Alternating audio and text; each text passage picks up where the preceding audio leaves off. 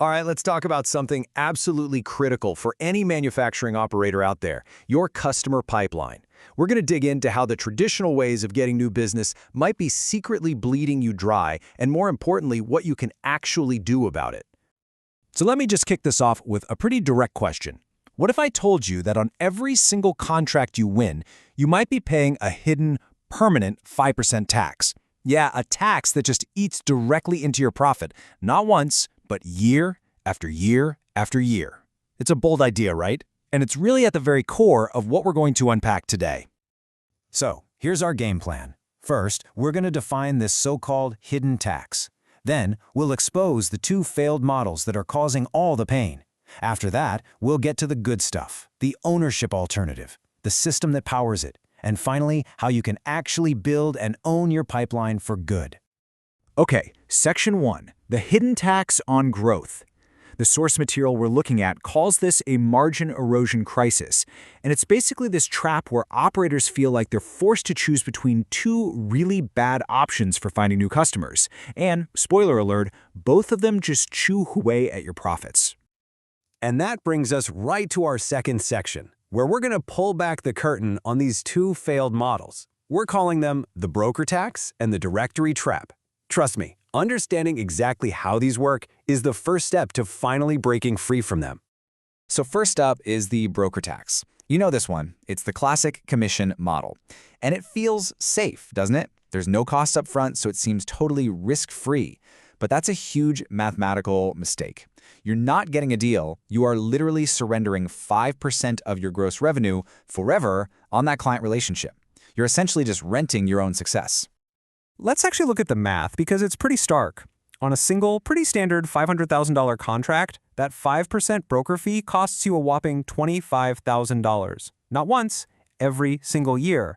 Now, we'll talk more about the alternative model later, but just notice, it's a one-time fee to build an asset you own, not a never-ending tax. So here's the bottom line. After you account for what the alternative would cost just one time, you are voluntarily letting over $21,000 in pure profit just vanish. Per contract, per year. And it gets even worse, because over a 5-year period, a single one of these broker deals can actually depress your company's total value by over $100,000. It's wild. And this quote just perfectly sums up the big idea here. It's a fundamental shift in how you need to think.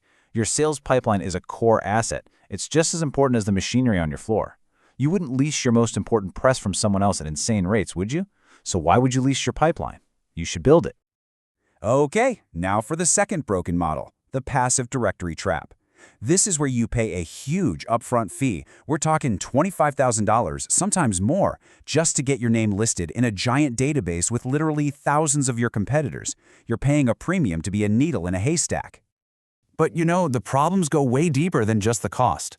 First, you have zero leverage. You're just one name among 5,000 others, which immediately commoditizes your unique skills. Second, these sites are magnets for tire kickers. You know, those low-intent prospects looking for tiny 500-unit runs that just waste your team's time. And finally, it's just pure passive reliance. You pay the big fee, and then you wait. You're paying to wait.